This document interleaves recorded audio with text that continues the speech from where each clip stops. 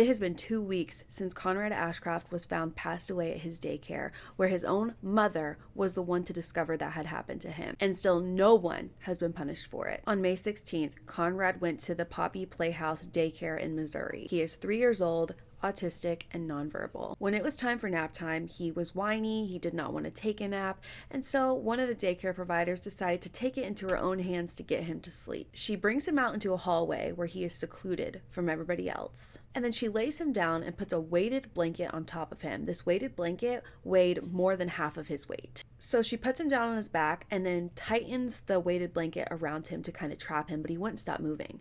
So she decided to flip him over on his stomach and do the same thing, where half of his face was also covered. But he still wasn't going to sleep, so she decides to put her legs, allegedly, on top of him to stop him from moving. Well, eventually she's like, oh, well, he's not moving, he must be asleep, and she leaves. No one checked on him for 4 hours. The reason he was discovered at all is because his own mother came to pick him up from daycare, and they said, oh, he hasn't woken up from his nap yet.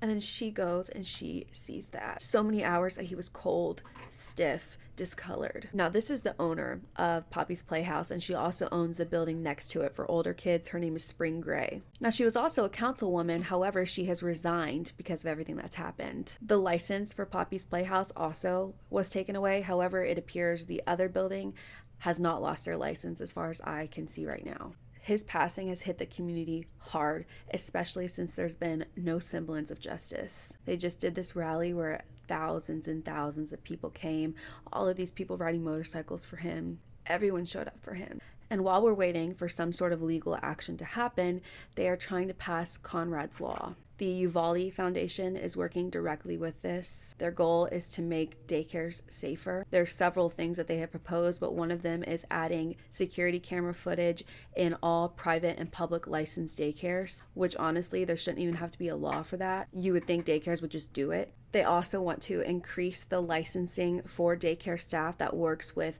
autistic or other special needs children. So please, if you have a second, sign the petition. And in the meantime, let's hope that this is actually being investigated and that something is going to happen, because 2 weeks is too long.